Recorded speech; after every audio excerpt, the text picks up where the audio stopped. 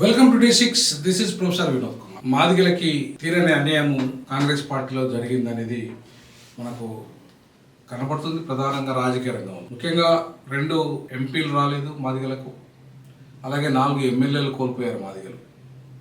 So రాజకీయంగా చూసుకుంటే ఇవాళ రెడ్లకి చాలా ప్రాతినిధ్యం పెరిగింది, విపరీతమైన ప్రాతినిధ్యం పెరిగింది.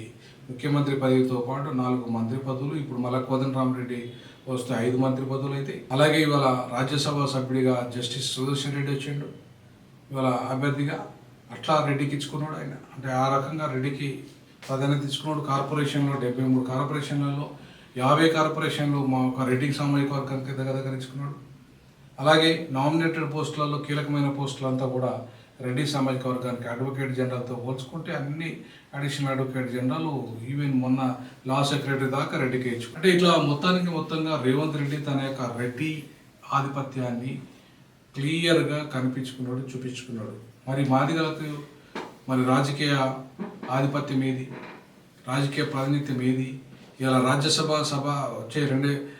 వచ్చే రోజుల్లో 2026లో రాజ్యసభ ఏదైతే రాబోతున్నదో దాన్ని మాదిగలకు ఇవ్వాల్సిందిగా ఆర్పీఐ డిమాండ్ చేస్తాం. ఆర్పీఐ పార్టీన మాదిగలకి రాజ్యసభ ఇవ్వాల్సిందిగా డిమాండ్ చేస్తూ ఉన్నాం. ఎందుకంటే రేవంత్ రెడ్డి ప్రామిస్ చేశాడు. రేవంత్ రెడ్డి ప్రామిస్ చేసినట్టుగానే అది ఖచ్చితంగా మాదిగలకే ఇవ్వాలి. ఎందుకంటే ఇప్పుడు మంత్రుల విషయాన్ని చూసుకున్నా మాదిగలు ఒకరే ఉన్నారు.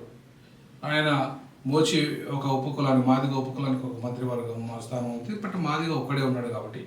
సో మాదిగల జనాభా హైయెస్ట్ కాబట్టి 70% జనాభా మాదిగలే కాబట్టి ఒకరే మంత్రిగా ఉన్నారు కాబట్టి, ఒక మంత్రి కాకుండా కనీసం 2 మంత్రి పదవులు రావాల్సి ఉంటే కాబట్టి రాలేదు.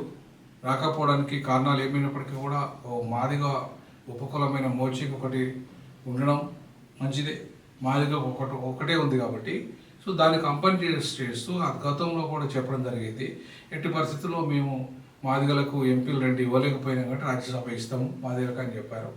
సో కాబట్టి మాదిగలకు రాజ్యసభ సీటు ఇవ్వాల్సిందిగా ఆర్పీఐ తరఫున నేను డిమాండ్ చేస్తూ ఉన్నాను. ఎందుకంటే ఇవాళ మాలలకు 2 ఎంపీ సీట్లు వచ్చాయి.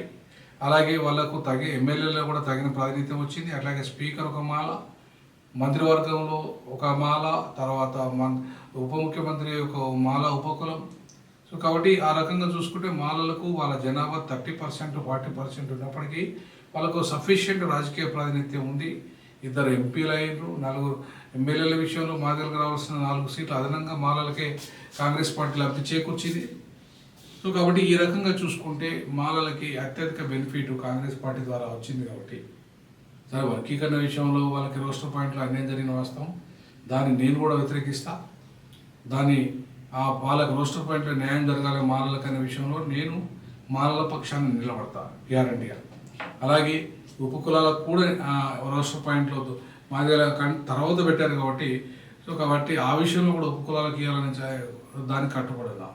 బట్ ఇదే విషయంలో ఇవాళ మాదిగలకు తీరని అన్యాయం జరిగింది రాజకీయం. కాబట్టి ఇప్పుడు రాజ్యసభ సీట్లను 2026లో జరిగే రాజ్యసభ ఎన్నికలు, తెలంగాణలో జరిగే రాజ్యసభ ఎన్నికలు ఎవరికి ఉత్తరాది వాళ్ళకి ఇవ్వకుండా, ఏదో మనసుకి మళ్ళా అడ్వకేట్కి ఇవ్వకుండా మళ్ళీ మాదిగలకే ఇవ్వాల్సిందిగా నేను ప్లస్ మాదిగ సమాజం పక్షాన మాదిగ ప్రొఫెసర్గా, అలాగే ఇవాళ ఆర్పీఐ కూడా నేను మాదిగ కోటలో ఆర్పీఐ అధ్యక్షుని చేశారు కాబట్టి వాళ్ళ ఆంధ్రాలో మాలలకు ఉన్నటువంటి అక్కడ మాలలకు ఇచ్చారు, ఇక్కడ మాదిగలకు ఇచ్చారు ఆర్పీఐలో అధ్యక్షుని. కాబట్టి మాదిగలకు న్యాయం చేసే దిశగా వారు కూడా ఖచ్చితంగా వాళ్ళకు కూడా న్యాయం జరగాలి మాలలతో పాటు ఇవాళ అని చెప్పి నేను భావిస్తా. కాబట్టి ఖచ్చితంగా మాదిగలకు రాజ్యసభ సీట్ ఇవ్వాల్సిందిగా ఆర్పీఐ తరఫున డిమాండ్ చేస్తూ ఉన్నాను. ఈ విషయంలో మీ అభిప్రాయాన్ని కూడా తెలియాల్సిందిగా కోరుకుంటున్నాను. జై భీమ్, జై పులి, జై పెరియార్, జై సామాజిక తెలంగాణ, జై సామాజిక తెలంగాణ.